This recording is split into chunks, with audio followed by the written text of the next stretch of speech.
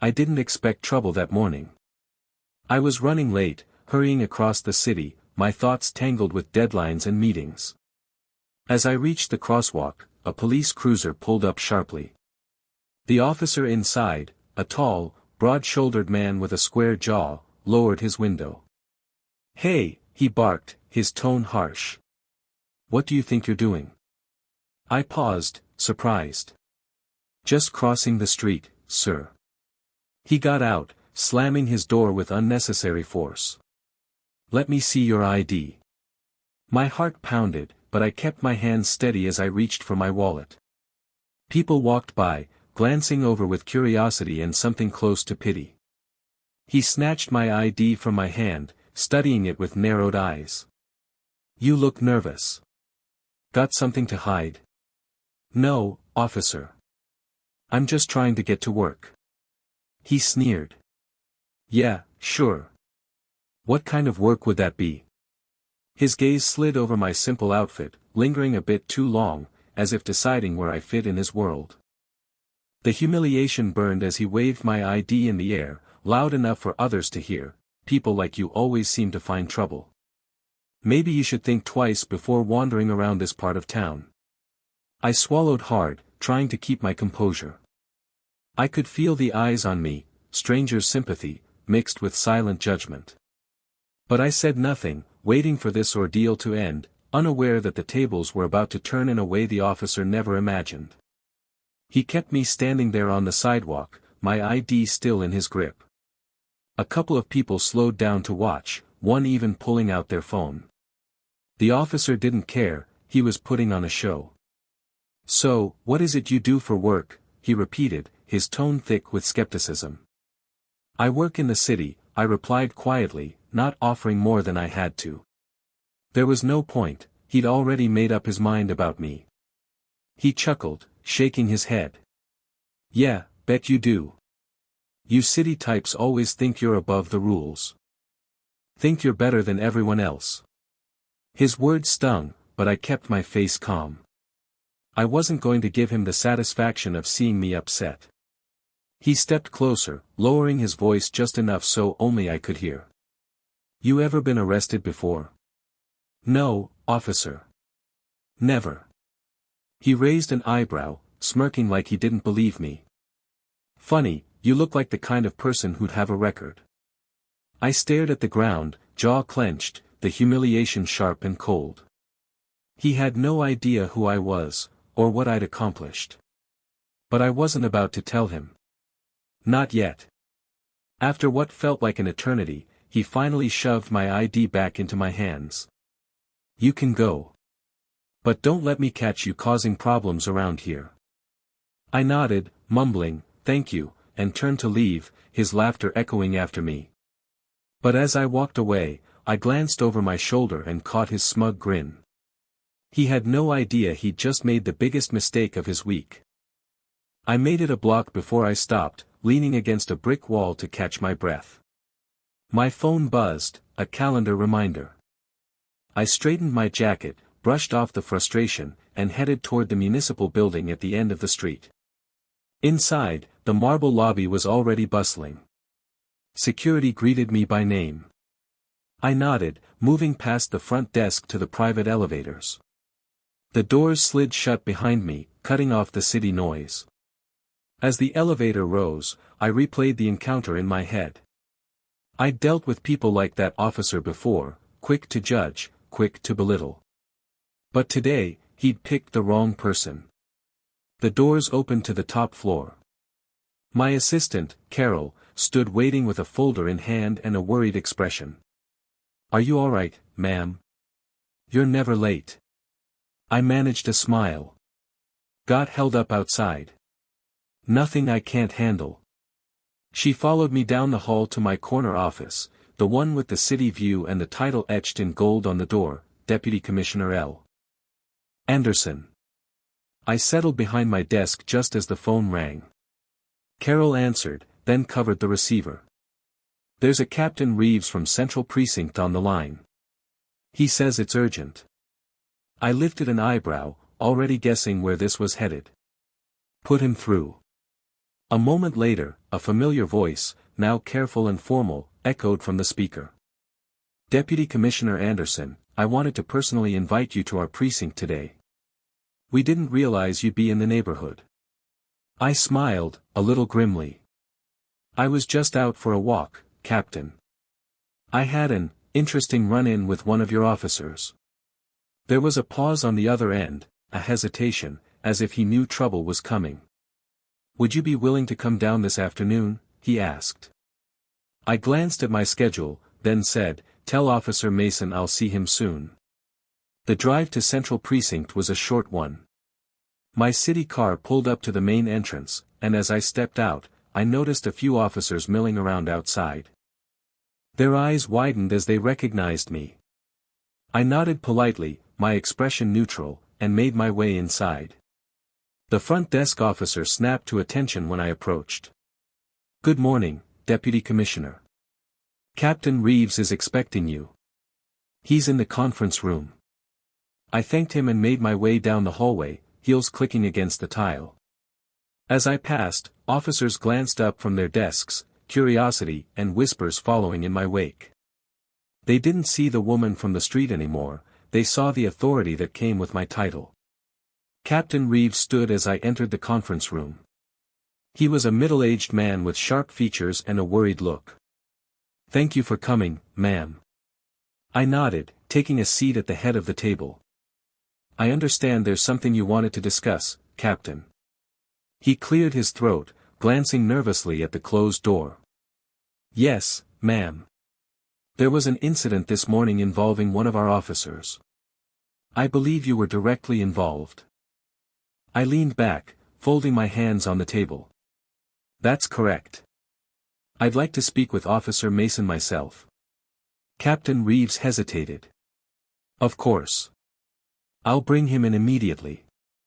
As he stepped out, I glanced around the room, calm but alert. Officer Mason had assumed I was just another face on the street, someone easy to intimidate and humiliate. Now, he was about to find out just how wrong he'd been. A few minutes later, the door opened. Officer Mason walked in, his posture rigid but his confidence clearly intact. He didn't recognize me at first, not without his uniform and badge to shield him. Captain Reeves gestured to the seat across from me. "Officer Mason, please sit. There's someone you should meet." Mason sat, looking from the captain to me, a flicker of confusion crossing his face. I fixed him with a steady gaze. "Officer Mason, do you remember me from this morning?" He blinked, realization dawning slowly, and then, unmistakably, the color drained from his face. For a long moment, Officer Mason didn't say a word. The confidence he'd worn on the sidewalk had vanished, replaced by unease. He fidgeted with his hat, eyes flickering nervously between me and Captain Reeves. I spoke calmly, my voice even. "This morning, you stopped me on the street. You demanded my ID, questioned me without cause, and made some interesting assumptions." Mason swallowed hard. I didn't realize who you were, ma'am." "That much is clear," I replied, not bothering to hide the edge in my tone. "But that's not the point. The way you treated me isn't acceptable, regardless of who I am." Captain Reeves shifted uncomfortably. "Ma'am, I assure you, we hold our officers to the highest standards." I held up a hand, silencing him. My attention stayed fixed on Mason. "Do you remember what you said to me as I walked away?" He looked down, voice barely above a whisper. I said not to cause any problems." "And did I cause any problems, Officer Mason?" I asked, letting the silence stretch. He shook his head, eyes on the table. I let the moment linger, making sure it sank in. "Let this be a lesson, officer. The people you meet every day, on or off duty, deserve respect. You never know who's standing in front of you, or what they've accomplished. Assume less. Listen more." Captain Reeves nodded. "You're absolutely right, Deputy Commissioner. We'll be conducting a full review." I stood, smoothing my jacket, the weight of the room shifting as I did. See that you do. I expect a report on my desk by the end of the week. Mason finally looked up, regret clear on his face. I'm sorry, ma'am. Truly. I met his gaze, unwavering. I hope you remember this day, officer. Next time, treat everyone with the respect they deserve. No exceptions. I left the conference room in silence, my heels echoing down the hallway. As I passed through the precinct, the officers I'd seen earlier watched me go, their faces a mix of respect and discomfort.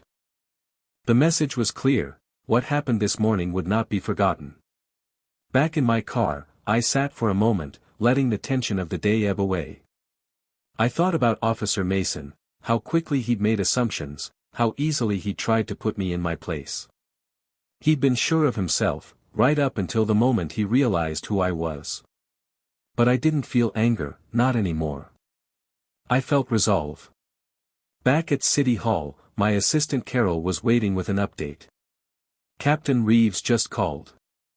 He said the review has already begun. Good, I said. Let's make sure they follow through. As the day wore on, emails and calls trickled in. News of the incident spread quietly, a reminder to those who needed it: authority comes with responsibility, and respect is not optional. That evening, as the sun set behind the city skyline, I looked out over the lights and reflected on the day. Sometimes, it took a hard lesson for people to change. Sometimes, you had to be the one to deliver it. I knew tomorrow would bring more challenges. But for now, I was content knowing I'd made a difference, reminding one officer, and maybe a few more, that you never truly know who you're talking to, and that dignity belongs to everyone. The next morning, the city felt different, lighter somehow, as if the air itself carried the memory of yesterday's lesson. In my office, a bouquet of white lilies awaited me on my desk, accompanied by a simple handwritten note: "Thank you for reminding us what leadership looks like." Captain Reeves, I set the note aside, but the gesture stayed with me. Throughout the day, I received messages from other city officials, even a few community leaders who had already heard whispers about the encounter. One, a longtime councilwoman, called to say, sometimes it takes being seen for who we really are to change the way things work. That afternoon, Captain Reeves sent the first draft of his report. The tone was serious, an honest account of what had happened and the immediate steps being taken to retrain the officers in respect, communication, and community engagement. I read it carefully, adding my comments and insisting on mandatory scenario-based training. But I didn't want the change to end there. I met with my team to discuss broader initiatives, workshops, outreach programs, and open forums that would allow everyday people to share their experiences directly with law enforcement. If one moment of humiliation could turn into a citywide lesson, I wanted to make sure it counted. By evening, my phone buzzed with a text. It was from Officer Mason himself. "I'm attending the new training. I want to do better. Thank you for the wake-up call." I looked out the window at the city lights, feeling something close to hope. Maybe, just maybe, the ripple from one morning's disrespect would help reshape the way people treated each other on every corner of this city. And as for me, I was more determined than ever, reminded that true authority isn't about rank or power. It's about making sure everyone, no matter who they are, is seen and treated with dignity. Weeks passed, and change began to show, slowly at first, but steadily, like sunlight melting frost. The precinct's mood shifted. Officers who once shrugged off complaints now took time to listen. At roll call, Captain Reeves brought in community speakers. Instead of lectures, they held real conversations, sometimes uncomfortable, always honest. I attended a few of these sessions, quietly sitting in the back. I watched Officer Mason, once arrogant, now attentive, as he listened to stories that mirrored what had happened to me. His posture had changed, less rigid, more open. I saw him nod in understanding, take notes, and, once, stand to apologize to a speaker for how he treated people in the past. Feedback from the public improved, too. People in the neighborhood noticed officers were less quick to judge, more willing to help. It didn't erase every problem, but it was a start. Real progress, I knew, was built one small step at a time. One afternoon, Mason approached me outside the precinct. He looked nervous, but determined. "Deputy Commissioner Anderson," he said, voice steady. "I wanted to thank you. I was wrong. You made me realize it's not just about following rules, it's about how we see people." I studied his face, saw the sincerity in his eyes. "Everyone deserves respect, Officer Mason. Never forget that." He nodded, and for the first time, I believed he wouldn't. As I walked away, I felt the weight of the past week settle into something lighter. The city still had a long way to go, but for the first time in a while, I felt real hope. Change was possible, not just for one officer, or one department, but for everyone willing to learn. And that, I thought, was the real power of being seen for who you truly are. Months later, the precinct's transformation was undeniable. New recruits now trained under a revised curriculum, one that emphasized empathy, awareness, and responsibility. Reports of negative encounters dropped noticeably, replaced by stories of officers building real connections, helping with community projects, mediating disputes, even attending local school events. I continued my work, but the memory of that morning stayed with me. It became more than a personal lesson, it was a story I shared at leadership conferences and public forums. I spoke not about titles or power, but about the moment someone's assumptions collided with reality, and how that collision, painful as it was, sparked true change. Officer Mason, too, became a different person.